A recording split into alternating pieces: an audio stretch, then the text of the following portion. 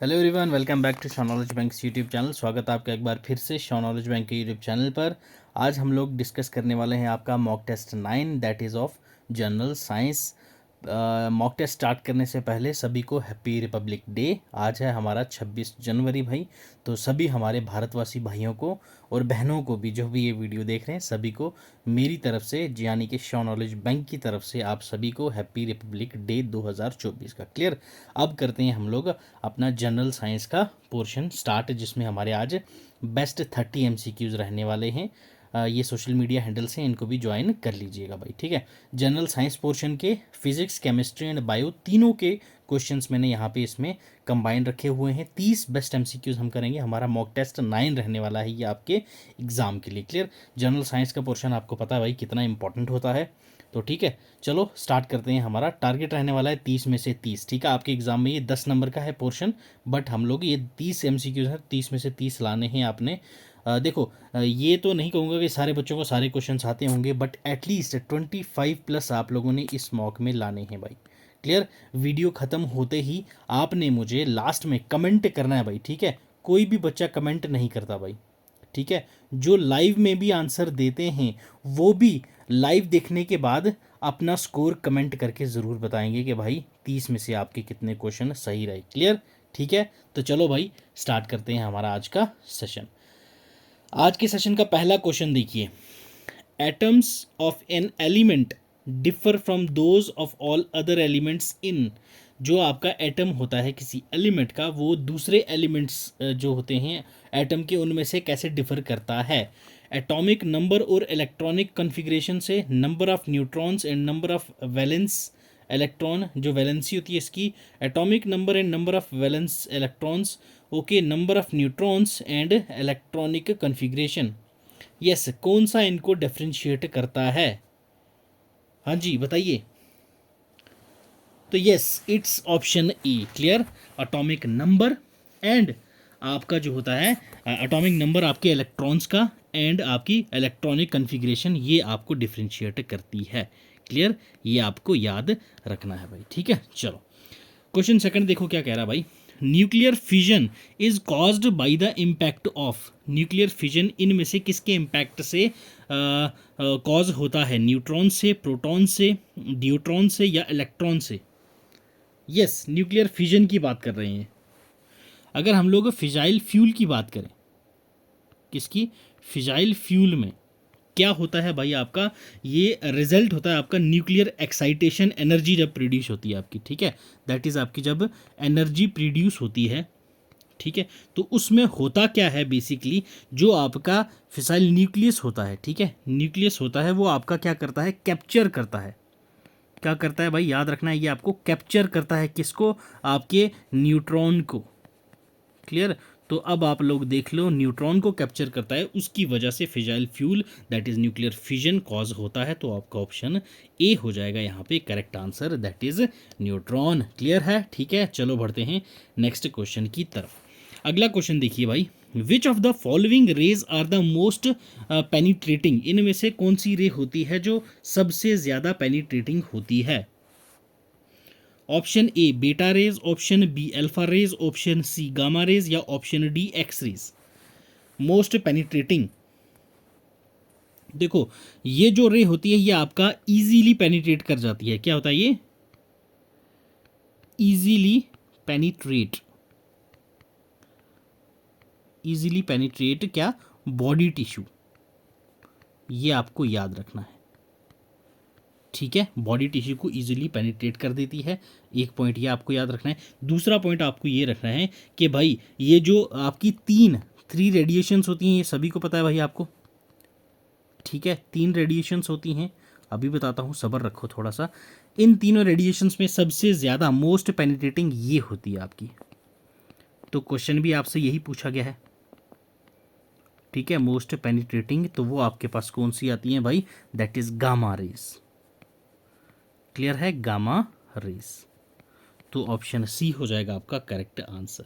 Clear है। 3 कौन सी होती हैं? Beta rays, alpha rays and gamma rays. Clear है, ठीक है, समझ आई। चलो बढ़ते हैं अब नेक्स्ट क्वेश्चन की तरफ। क्वेश्चन फोर्थ में क्या कहा गया भाई?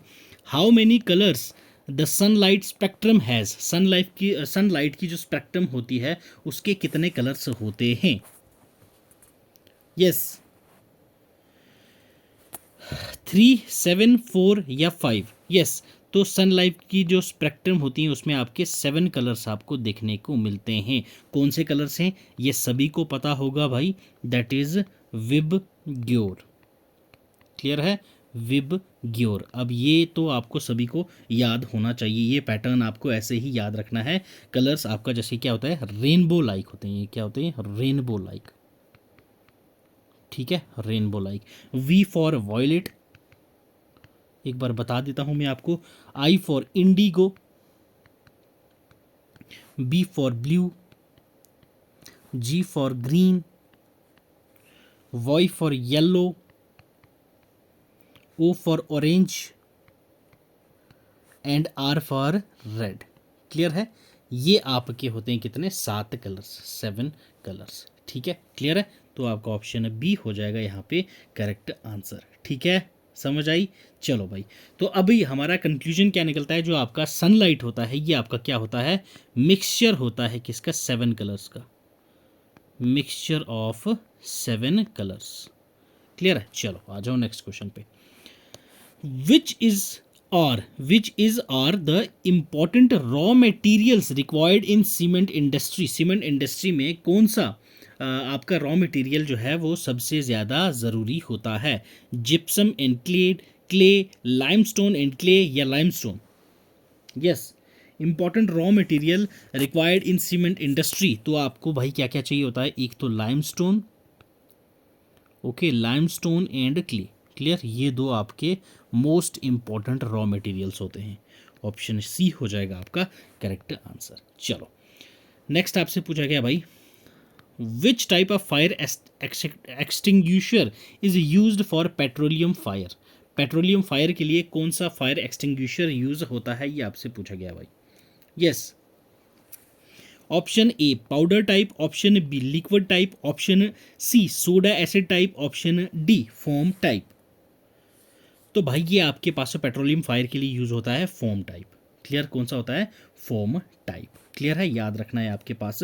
अब नेक्स्ट हमारे पास क्या क्या दिए हुए हैं आपके पास, जैसे यहाँ पे पाउडर टाइप दिया हुआ है, तो पाउडर टाइप हमारे पास कहाँ यूज होता है, ये आपके पाउडर एक्सटिंग्विशर जो होती हैं वो सूटेबल होता है आपके लिए, जैसे सॉलिड और लिक्विड के लिए। सॉलिड एंड लिक्विड में जब फायर लग जाए तो वहाँ पे आपका क्या यूज़ होता है, पाउडर टाइप। ये आपको याद रखना है। नेक्स्ट है आपके पास लिक्विड। ठीक है, लिक्विड जो होता है आपके पास, ठीक है, लिक्विड टाइप जो होता है ये हमने क्लासीफाई कर रखा है on the type of designed to combat, that is class A B C. ठीक है, लिक्विड में भी आपकी class A, class B, class C, ऐसे हम लोगों ने इसको डिज़ाइन कर रखा है class wise, rather than being liquid type. इसको लिक्विड टाइप से ज़्यादा आप लोग क्लास वाइज आप किसको बोल सकते हैं, जिसको हम लोगों ने क्या कर रखा है भाई, क्लास ए, क्लास बी, ऐसे। तो ये जो आपका फायर टाइप है इसको डिज़ाइन टू कॉम्बैट बोलते हैं। Okay, designed to combat. Clear. Next अगर हम लोग बात करें यहाँ पे soda acid type, soda acid type ये कोई टिपिकली यूज नहीं होता पेट्रोलियम फायर्स में। सोडा एसिड टाइप जो एक्सटिंग्विशर्स हैं ये आपके सूटेबल होते हैं क्लास ए फायर। ठीक है, क्लास ए फायर, ये अब मैंने आपको बताया थी क्लास यहाँ पे, तो क्लास ए फायर ये आपने याद रखना है, क्लास ए फायर। जैसे कि आपको मैं बताऊँ, कंबशल मटेरियल हो गए, जैसे कंबशल मटेरियल, वहाँ पे आपका होता है क्लास ई टाइप। क्लियर है, तो आपका ऑप्शन डी हो गया correct answer, that is foam type. ठीक है, फोम टाइप। चलो क्वेश्चन 7 देखिए भाई, which of the following is commonly called as polyamide? Okay, polyamide, polyamide इनमें से आप किसको कहते हैं? तो पॉलीएमाइड बहुत इजी नाम है, आपने सुना होगा, टेरिलीन, नाइलन, रेयोन या ऑर्लोन। तो भाई आप नाइलन को पॉलीएमाइड कहते हैं। ओके, नाइलन है आपका करेक्ट आंसर, नाइलन को पॉलीएमाइड कहते हैं। यस, नेक्स्ट आपसे बोला गया epoxy resins are used as, epoxy resins जो हैं ये एज अ क्या यूज करते हैं आप? डिटर्जेंट, इंसेक्टिसाइड्स, एडिसिव्स या माउथ रिपेलेंट्स? यस, एपॉक्सी और रेजिन्स की बात की गई है भाई। ये आपका यूज होता है किसकी मैन्युफैक्चरिंग में, ठीक है, manufacture of adhesives, okay, plastics, paints, coatings, clear. आपका जो प्रिमर्स होते हैं, प्राइमर्स जो आप यूज़ करते हैं, देन उसके बाद आपके पास फ्लोरिंग्स, आपकी जो फ्लोरिंग के प्रोडक्ट्स होते हैं, flooring and other products, other products, ठीक है। जो भी आपके इस प्रकार के प्रोडक्ट्स होते हैं उसमें आप लोग यूज़ करते हैं क्या, इपॉक्सी रेजिन्स, ठीक है। और जो भी आपका प्रोडक्ट यूज़ होता है किसमें, other products of building material and construction, clear, building material and construction work, इन सब में आप लोग क्या यूज करते हैं भाई, एपॉक्सी रेजिन्स, क्लियर है। तो आपका ऑप्शन सी है यहाँ पे करेक्ट आंसर भाई, ठीक है। तो चलो बढ़ते हैं हमारे क्वेश्चन 9 की तरफ। Detergents used for cleaning clothes and utensils contain, yes, जो डिटर्जेंट आप लोग कपड़े धोने के लिए और बर्तन धोने के लिए यूज़ करते हैं उनमें क्या होता है, बाइकार्बोनेट्स, बिस्मुथेट्स, सल्फोनेट्स या नाइट्रेट्स, यस, क्या होता है डिटर्जेंट्स में, बताओ भाई। तो भाई वो होते हैं क्या आपके पास, सोडियम सॉल्ट्स, क्या होते हैं, सोडियम सॉल्ट्स होता है उसमें, ठीक है, सोडियम सॉल्ट होता है जो आपको एक लॉन्ग चेन देखने को मिलता है, क्या देखने को मिलता है, लॉन्ग चेन, किसका लॉन्ग चेन आपको देखने को मिलता है, that is benzene, okay, benzene sulphonic, benzene sulphonic acid का यहाँ पे आपको लॉन्ग चेन देखने को मिलता है जिसको आप लोग सोडियम सॉल्ट कहते हैं या फिर chain of alkyl hydrogen sulphate, ठीक है। तो आपका आंसर है यहाँ पे सल्फोनेट्स, ओके, ऑप्शन सी हो जाएगा यहाँ पे correct answer for this particular questions. आपका जो डिटर्जेंट है जो आप यूज़ करते हैं कपड़े धोने में और यूटेंसिल धोने में, तो उनमें क्या होता है, आपका सोडियम सॉल्ट्स होते हैं, आपको यहाँ क्लियर हो गया है, सल्फोनेट्स, क्लियर। बाकी मैंने आपको बता दिया है किसकी लॉन्ग चेन होती है, ठीक है भाई। आ जाओ क्वेश्चन 10 पे।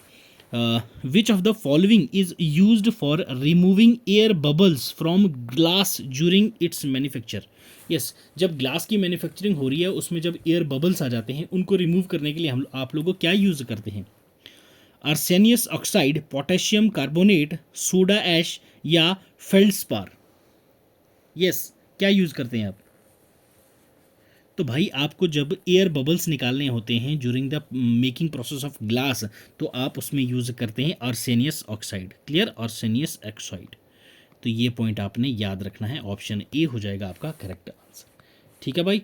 चलो आ जाओ क्वेश्चन 11 पे। क्वेश्चन 11 क्या कह रहा है, विच of the following is a protein, इनमें से कौन सा प्रोटीन है, नेचुरल रबर, स्टार्च, सेल्यूलोस या इनमें से कोई भी नहीं, यस, क्वेश्चन 11, इनमें से कौन सा प्रोटीन है, तो natural rubber is a protein, clear, ये आपको याद रखना है, ठीक है। चलो क्वेश्चन 12 पे आ जाओ। Wood is the main raw material for the manufacture of paint, paper, ink या गन पाउडर, बहुत इजी क्वेश्चन है भाई, ठीक है। तो ये सभी को पता है भाई, आपकी जो वुड है वो किसकी मेकिंग मैन्युफैक्चर के लिए हमें यूज होता है, that is a paper, clear, paper. चलो नेक्स्ट आ जाओ question 13। Rayon is chemically a, rayon जो है ये केमिकली क्या है, सेल्यूलोस है, पैक्टिन है, ग्लूकोस है, एमाइलेज है, यस, रेयन की बात की गई है। तो इसको हम लोग क्या बोलते हैं भाई, रेयन को, दैट इज केमिकली हम बोलते हैं इसको सेल्यूलोस, सेल्यूलोस एसीटेट, ओके, ये आपने नाम याद रखना है, सेल्यूलोस एसीटेट, जो आपका एक पॉलीमर होता है, क्या होता है ये आपका, ये पॉलीमर, पॉलीमर, ठीक है, जिसको आप कह सकते हैं semi synthetic type, semi synthetic type, clear है, ये आपको याद रखनी है चीज़ें रिगार्डिंग रेयॉन। ठीक है, ये एक सेमी सिंथेटिक होता है क्योंकि इसमें जो नेचुरल सेलुलोस पोर्शन होता है वो आपका कम्बिनेशन होता है एसीटेट का, जो आपको सेल्यूलोस एसीटेट बनाता है, रेयॉन उसको कहते हैं हम लोग। ठीक है, रेयॉन। तो आपका ऑप्शन ए हो जाएगा यहाँ पे correct answer for this particular question. ठीक है भाई, समझ आ रही है? चलो आ जाओ नेक्स्ट क्वेश्चन पे। Question 14, optical fibres are mainly used for which of the following. Optical fibres आपकी मेनली किसके लिए यूज होता है? Musical instrument, food industry, weaving या कम्युनिकेशन? Yes, optical fibres. तो भाई देखो, ऑप्टिकल फाइबर्स जो होता है इसका मेन यूज जो होता है हमारे पास, ये एक मीन होता है। क्या होता है? ये एक मीन्स ऑफ ट्रांसपोर्ट आप इसको कह सकते हो, means of transport. Okay, means of transport light. Okay, light between one point to another point. Okay, between one end to another end. Okay, ये आप क्या कहलाते हैं भाई? आपका that is optical fibre. Clear है? आपको समझ आई? तो ये आपको सामने दिख रहा होगा, दैट इज कम्युनिकेशन। ठीक है, क्लियर? ठीक है, चलो आ जाओ अब नेक्स्ट हमारे क्वेश्चन 15 पे। Major ingredient of leather. Leather का मेजर इंग्रेडिएंट क्या होता है? कोलेजन, कार्बोहाइड्रेट, पॉलीमर या न्यूक्लिक एसिड? क्या होता है आपके पास मेजर इंग्रेडिएंट आपका लेदर का?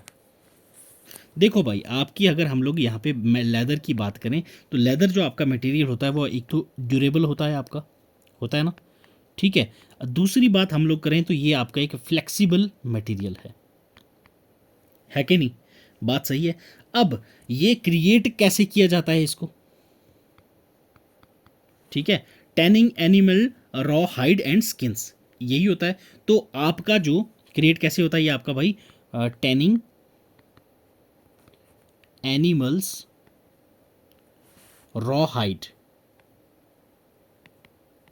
And skins. ठीक है, तो ये जो बनता है आपका, ठीक है, एनिमल्स की रॉ हाइड एंड स्किन्स की वजह से जो होता है, तो इनमें से जो आपका एक इंग्रेडिएंट मेन होता है वो होता है आपका कोलेजन। क्लियर? तो ये है आपका मेन इंग्रेडिएंट। ओके, इंग्रेडिएंट आपका आ जाएगा मेन किसका? लेदर का। ठीक है, तो कोलेजन हो जाएगा हमारे पास यहाँ करेक्ट आंसर फॉर क्वेश्चन 15। ठीक है, what are the soaps. Soaps क्या है आपके पास? साबुन का पूछा गया है, क्या है ये? Salts of silicates, mixture of glycerol and alcohols, sodium और potassium salts and heavier fatty acids. Okay, ester of heavy fatty acids. Soap क्या है भाई? आपसे पूछा गया है। यस, देखो भाई, अगर सोप की बात करूं यहाँ पे, ये क्या है? सिंपली एक सॉल्ट है जिसमें आप यूज करते हैं क्या? Fatty acids. ठीक है, फैटी एसिड का इस्तेमाल यहाँ पे इसमें किया जाता है।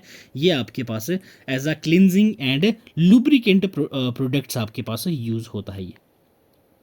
ठीक है, लुब्रिकेटिंग प्रोडक्ट्स या फिर आप क्लिनजिंग प्रोडक्ट कह सकते हैं। ठीक है, डोमेस्टिक सेटिंग के लिए सोप्स जो है आपके पास सर्फेक्टेटिंग यूजुअली यूज़ किया जाता है, washing, bathing, other types of housekeeping, यह सब आपको पता ही है। तो आपके पास करेक्ट हो जाएगा क्या भाई साहब? मैंने अभी क्या बताया? Salt, fatty acid. तो ये आपको ऑप्शन सी में देखने को मिलेगा, सोडियम और potassium salt and heavier fatty acid. Clear? Question 16 का आपका ऑप्शन सी हो जाएगा यहाँ पे करेक्ट आंसर। क्लियर है? चलें move to next question. Question 17 देखो, how does common salt help in separating soap from the solution after saponification. Saponification के बाद आपके पास कॉमन सॉल्ट कैसे मदद करता है साबुन को सेपरेट करने में? ये आपसे पूछा। By decreasing density of soap, bye decreasing solubility of soap, by increasing density of soap या फिर increasing solubility of soap. Yes, कैसे मदद करता है? तो भाई आपके पास यहाँ किसकी बात करी गई है? कॉमन सॉल्ट की। क्लियर? कॉमन सॉल्ट की बात करी गई है। ये कैसे आपकी हेल्प करता है? ये आपकी साबुन को हेल्प करने में मदद करता है सॉल्यूशन के द्वारा, जिसको हम लोग स्पॉनिफिकेशन कहते हैं। तो ये क्या करता है? आपकी डिक्रीज कर देता है किसको? सॉल्युबिलिटी। किसकी सॉल्युबिलिटी की? That is solubility of soap. Okay, soap की जो सॉल्युबिलिटी है उसको ये डिक्रीज कर देता है। ये क्या है आपके पास? That is decrease.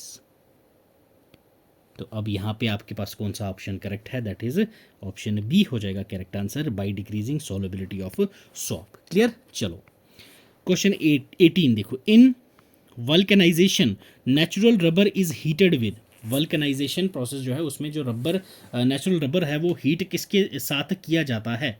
यस देखो भाई, वल्कनाइजेशन आपको पता होना चाहिए क्या हमारा एक केमिकल प्रोसेस है। क्या है? Chemical process. ठीक है, ये आपको पता होना चाहिए, जिसमें आपका जो रबर होता है, ठीक है, नेचुरल रबर जो है इसको हम लोग क्या करते हैं, हीट करते हैं। क्या करते हैं? हीट करते हैं। किसके साथ भाई? ये आपका होता है विद सल्फर। ठीक है, हीटेड अप विद सल्फर, और उसको हम लोग एक्सेलरेट करते हैं। और एक्टिवेटर ये इसका कितना रहता है हीट, दैट इज याद रखना है 140 डिग्री टू 160 डिग्री सेल्सियस। ठीक है, 140 टू 160 डिग्री सेल्सियस। ये जो प्रोसेस है इसमें इन्वॉल्व होता है आपका क्रॉस लिंक होते हैं आपकी बिटवीन रबर मॉलिक्यूल्स और improved elasticity, resilience, tensile strength, viscosity, hardness और वेदर रेसिस्टेंस का। क्लियर है। तो रबर का सल्फर के साथ हम लोग हीटअप करवाते हैं, ये एक केमिकल प्रोसेस है, तो ये आपको याद रखना है। तो सल्फर हो जाएगा आपका correct answer, that is option C. Clear है। चलो क्वेश्चन 19 देखो, deep blue color is imparted to glass by the presence of cupric oxide, nickel oxide, cobalt oxide या आयरन ऑक्साइड। क्वेश्चन 19 बताओ। यस देखो भाई, यहां पे एक चीज आपको पता होनी चाहिए, जो कोबाल्ट है आपके पास, क्या है? कोबाल्ट। ये क्या होता है आपका? ये आपका वेरी इंटेंस होता है, वेरी इंटेंस कॉलरेंट, वेरी इंटेंस कॉलरेंट होता है, और आपका लिटिल रिक्वायर होता है कि नोटिसेबल अमाउंट आपका कलर दिखाए। क्लियर, क्या दिखाए? नोटिसेबल कलर दिखाने के लिए। क्यों? क्योंकि ये वेरी इंटेंस कॉलरेंट है आपका cobalt.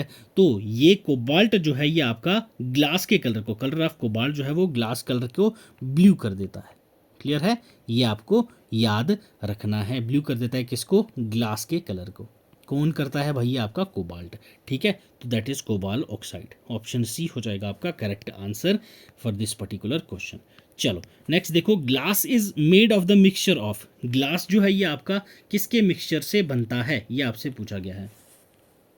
Yes, quartz and mica, sand and silicate, salt and quartz, या फिर सैंड एंड सॉल्ट। तो yes, it's option B. Clear, जो आपका ग्लास है ये आपका किस किस के मिक्सचर से बनता है? सैंड के प्लस सिलिकेट के। Okay, silicate, sand and silicates के मिक्सचर से आपका ग्लास बनता है, ये आपको पता होना चाहिए भाई। क्लियर। चलो बढ़ते हैं अगले सवाल की ओर। देखिए क्वेश्चन 21 क्या कह रहा है, the vast resources of unutilised natural gas can be used in the production of. तो वास्ट रिसोर्सेज जो हैं आपकी अनयूटिलाइज्ड नेचुरल गैसेस की, वो हम लोग किसकी प्रोडक्शन में यूज कर सकते हैं? ग्रेफाइट, सिंथेटिक पेट्रोलियम, फर्टिलाइजर्स या कार्बाइड। यस, तो भाई ये हम लोग किसके लिए यूटिलाइज नेचुरल रिसोर्सेज यूज कर सकते हैं? हमारे फर्टिलाइजर्स के लिए। क्लियर, याद रखना है आपने, फर्टिलाइजर्स। ओके, तो ऑप्शन सी हो जाएगा आपके पास यहाँ पे करेक्ट आंसर। ठीक है, चलो paper is manufactured by, paper जो है ये आपका मैन्युफैक्चर किया जाता है किस किस के द्वारा? Would and resin. ओके जी, अब देखो रेजिन की बात हमने की थी, वहाँ पे इपॉक्सी रेजिन, ये आपकी किसके लिए होता है? एडहेसिव वगैरह के लिए यूज होता है, तो ये तो आपका खत्म हो गया काम यहाँ। ठीक है, would, sodium and bleaching powder. Okay, would, calcium, hydrogen sulphide and resin. Okay, would and bleaching powder. Yes, किस में होता है आपका यूज? पेपर, पेपर मैन्युफैक्चर में आपका क्या क्या प्रोसेस यूज होता है? देखो आपको पेपर, पहली चीज पता है भाई क्या होती है? ये एक थिन शीट होती है। ठीक है, एक थिन शीट होती है आपकी, जो आपके वुड से बनता है, ये तो हमें पता है। पेपर जो शीट मटेरियल होता है वो हम लोग प्रोड्यूस करते हैं मैकेनिकली और केमिकली प्रोसेसिंग से, जिसमें हम लोग क्या करते हैं? Cellulose fibres. ओके, ये आपने याद रखना है, सेल्यूलोस फाइबर्स ठीक है, ये ड्राइव करते हैं हम लोग कहाँ से, वुड से। ठीक है, वुड से हम सेल्यूलोज फाइबर ड्राइव करते हैं वुड से, या फिर रैग से, रैग्स या फिर ग्रासेस। क्लियर है, याद रखना है आपने ये। और अदर वेजिटेबल सोर्सेज जैसे पानी ड्रेन वाटर करना है उससे, फाइन मैश लीविंग करना है, उसके बाद जो आपका फाइबर है वो इवनली हम लोग उसको डिस्ट्रीब्यूट करते हैं सरफेस पे, उसके बाद हम लोग प्रेसिंग करते हैं, उसके बाद हम लोग डाइंग करते हैं, प्रेसिंग एंड डाइंग। तो ये हमारा प्रोसेस होता है किसका, ये हमारी वुड से निकालने का, cell fibre, then rags, then grass, then pressing, then dyeing. तो हमारे उस प्रोसेस पूरे में यूज़ क्या क्या होता है, एक तो वुड हो जाती है हमारे पास, कैल्शियम हो जाता है, हाइड्रोजन सल्फाइड एंड रेजन। तो ऑप्शन सी हो जाएगा यहाँ पे आपका question, option number C correct for this particular question. ठीक है, नेक्स्ट इंपॉर्टेंट क्वेश्चन है भाई, gypsum is added to cement clinker to, जब जिप्सम आप ऐड करते हैं सीमेंट क्लिंकर में, किसके लिए, to increase the tensile strength of cement, to decrease the rate of setting of cement, facilitate the formation of colloidal jail, blind the participle of calcium silicate. Yes, तो भाई आपका क्या होता है, सीमेंट क्या होती है, आप देखोगे अगर जब इसको हवा लग जाए या फिर थोड़ा थोड़ा सा पानी लग जाए तो ये क्या होती है, सेट हो जाती है। तो वो सीमेंट क्लिंकर हम लोग, जिप्सम हम लोग इसलिए ऐड करते हैं सीमेंट क्लिंकर में कि भाई वो जो उसकी जो रेट, जो सेट होने की रेट है वो कम हो जाए, डिक्रीज हो जाए। तो ऑप्शन बी हो जाएगा आपका यहाँ पे correct answer for this particular question. ठीक है, ऑप्शन बी हो जाएगा आपका करेक्ट आंसर। ठीक है, चलो, soap is a mixture of sodium और potassium salts of, yes, question 24, soap जो है ये आपका मिक्सचर है सोडियम और पोटेशियम सॉल्ट किसका, di carboxylic acid, monocarboxylic acid, glycerol, या फिर ट्राई कार्बोक्सिलिक एसिड। यस, ऊपर हमने ये क्वेश्चन पढ़ा था। तो ये आपके पास क्या होता है भाई, मैंने ऊपर भी बताया था आपको, लॉन्ग चेन होती है, किसकी लॉन्ग चेन होती है, ये आपके पास कार्बोक्सिलिक एसिड का। ठीक है, कार्बोक्सिलिक एसिड्स की आपके पास लॉन्ग चेन होते हैं जिससे ये बना होता है।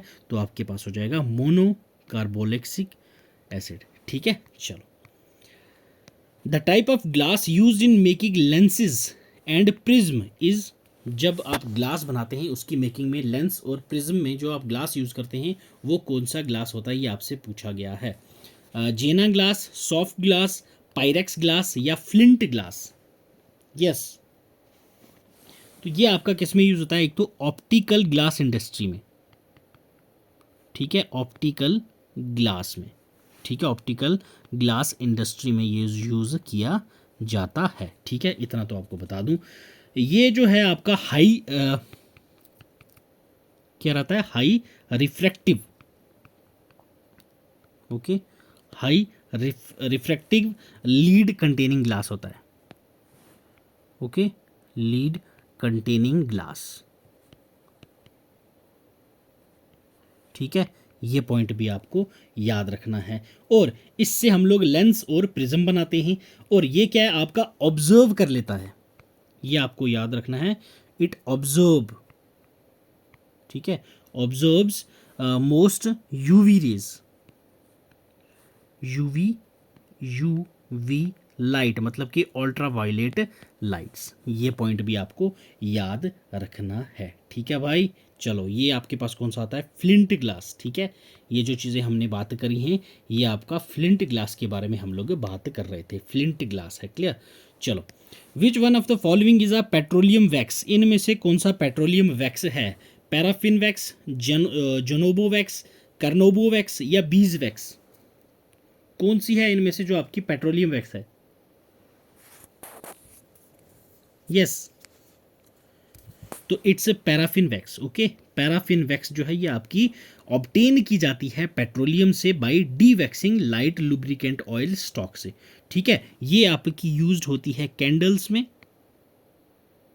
ठीक है, वैक्स पेपर में, पॉलिशेस में, कॉस्मेटिक्स में। ठीक है, वगैरह वगैरह, ये आपको याद रखना है। ठीक है, चलो अब चलते हैं नेक्स्ट क्वेश्चन की तरफ। Question 27, what cause moving body to resist a change in its state of motion? क्या कॉज करता है मूविंग बॉडी में रेजिस्ट, क्या भाई, चेंज इन स्टेट ऑफ उसकी मोशन में? डिस्प्लेसमेंट, एक्सेलरेशन, इनर्शिया या वेलोसिटी? Question 27, yes. तो भाई ये होता है आपका इनर्शिया। क्लियर, इनर्शिया, इनर्शिया क्या है? Tendency of an object to resist changes in its velocity. ठीक है, जो एक ऑब्जेक्ट है वो रेस्ट पे है तो जीरो वेलोसिटी रहेगी। ठीक है, और वो जीरो वेलोसिटी पे रहेगी, आपको पता है। और ऑब्जेक्ट अगर चेंज नहीं हो रही है अपनी वेलोसिटी से, तो अनलेस उसके ऊपर कोई अनबैलेंस्ड फोर्स ना लग जाए। क्या? अनबैलेंस्ड फोर्स जब तक नहीं लगेगी तो वो अपना जो इसका स्टेट ऑफ मोशन है वो चेंज नहीं होता। तो ये आपका इनर्शिया हो जाएगा correct answer for this particular question. ठीक है, आ जाओ भाई next question. Back to villages slogan was given by, back to villages जो स्लोगन था ये किसने दिया था? तो it's given by Mao. Okay, Mao. Okay, चलिए। AIDS is caused by, AIDS जो है ये कॉज होता है किसके द्वारा? बैक्टीरिया, फंगस, हेलमिथ या वायरस? एड्स किसके द्वारा होता है ये आपसे पूछा गया है। यस, तो इट्स वायरस। ठीक है, एड्स आपका वायरस के द्वारा होता है। ठीक है, तो वो वायरस कौन सा है भाई आपके पास? Human immune deficiency virus, that is, जिसको आप लोग क्या कहते हैं? HIV। ठीक है, HIV वायरस है, इसकी वजह से आपको क्या होता है? That is AIDS. ठीक है, तो HIV करता क्या है? ये डैमेज कर देता है किसको? आपके इम्यून सिस्टम को। ठीक है, आपका जो इम्यून सिस्टम होता है उसको क्या करता है? डैमेज कर देता है। देन HIV और क्या करता है? जब आपको HIV हो जाए तो आपकी जो बॉडी है, ठीक है, आपकी बॉडी की जो एबिलिटी है, ओके, ये आपने याद रखना है पॉइंट। आपकी बॉडी की जो एबिलिटी है क्या करने की? फाइट करने की। किससे? इन्फेक्शन हो गई, ठीक है, डिजीज हो गई। ठीक है, तो इन सब चीज़ों की जो आपकी बॉडी की जो आपकी क्या है एबिलिटी, तो वो ख़त्म हो जाती है। क्लियर, ये आपको याद रखना है। तो वो है आपका HIV वायरस। ठीक है, तो क्या है वो आपका? That is HIV virus. Clear है? ठीक है, समझ आई? तो बढ़े हम लोग अगली नेक्स्ट क्वेश्चन पे। तो यस, क्वेश्चन 30 देखो भाई क्या कह रहा है। 30 क्वेश्चन आपको क्या पूछा गया है कि भाई नॉन स्टिक कुकिंग यूटेंसिल जो होते हैं आपके आर कोटेड विद, जो आपके नॉन स्टिकी बर्तन होते हैं आपके, तो उसमें कौन सी किसकी कोटिंग की गई होती है? ब्लैक पेंट की, PVC की, टेफलॉन की या फिर पॉलीस्ट्रेन की? यस, 30 क्वेश्चन पूछा गया है आपसे भाई। यस, बताइए। तो भाई आपको मोस्ट ऑफ, ठीक है, मैं सारे नहीं बोल रहा हूँ, मोस्ट ऑफ नॉन स्टिक, ठीक है, नॉन स्टिक कुकिंग जो आपके पास होते हैं यूटेंसिल, ठीक है, कुकिंग यूटेंसिल, तो इनमें आपको कोटिंग किसकी देखने को मिलेगी? याद रखना है आपने। ठीक है, क्या है ये आपके पास? पॉलीटेट्रा फ्लोरीथिलाइन। ओके, एक बार मैं लिख देता हूँ आपको, पॉली टेट्रा फ्लोरो एथिलाइन। ओके, अब बोलोगे सर ये तो नाम ही नहीं है ऑप्शन में, तो हम क्या लिखें? जिसको आप लोग क्या जानते हो? Also known as, also known as क्या भाई साहब? That is Teflon. ओके, क्या बोलते हैं? टेफलॉन। ठीक है, तो आपका ऑप्शन C हो जाएगा यहाँ पे correct answer for this particular question. ठीक है भाई, तो ये था हमारा जनरल साइंस का पोर्शन आज का।